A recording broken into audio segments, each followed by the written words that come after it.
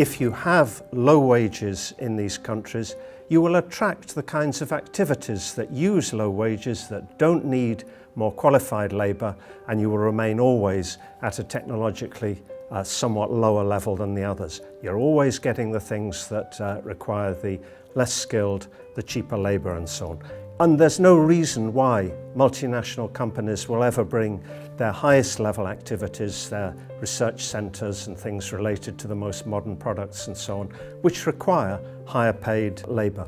Now, to back up the argument, the analysis, I look in detail at exactly what these companies produce and export and show that it is indeed cheaper products, more obsolete products and things of that sort. That's how they take advantage of the cheap labour. If you make your labour cheap, you will get the kinds of things that need cheap labour. We have to rethink what kind of new deal we can have between East and West. New deal which also allow those countries to have a real convergence. We are together and we have to find solution for all and positive solution. And positive solution is not to send posted worker with non-really clear statute in other countries because there is no good job at home. To think that it's better for all if you are in the construction to stay in Poland and to work in the construction than to be sent in another country without your family and sometimes for a very low wage. It's been an issue that ETUI has been occupied with over the past 20 years, clearly. We've always been looking at movement of people, products and capital. But over the past years, we have been much more looking into what are the drivers of the economy, what are the drivers of wages, and what are the drivers actually of migration, not seen from the old Europe's perspective, but seen from the Europe's perspective as it is today. European governance in the European semester cycle are still looking at competitiveness in a very narrow-minded way. So competitiveness is just an issue of price and wage. So the cheaper you are, the more competitive you are. This is not the case. There are much more important aspects of competitiveness, qualitative side, and these are that really matter.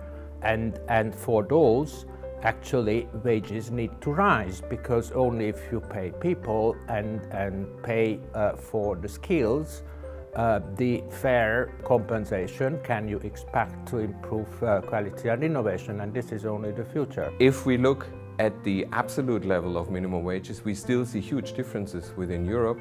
And we also see that the huge increases in CE countries partly also is a reflection of the very low absolute level of minimum wages. So what we actually need to further close the gap between CE countries and Western European countries is a European minimum wage policy. And this does not mean that we want to implement the same absolute level of minimum wage in all the European countries, but it means defining a common European target, for instance, at 60% of the national median or 60% of the national average wage. We observe that sectors such as manufacturing that are covered with collective bargaining, people are sort of paid better on average than people working in services. So it will be another way to help improve the wage convergence would be to support the institutions of collective bargaining in the East. Many multinationals have changed their production to Central and Eastern member states. At the same time, they have kept the most experienced labor force in their countries. So the added value of the research and etc. didn't land to the new member states. And this is clearly keeping the development away from Central and Eastern member states.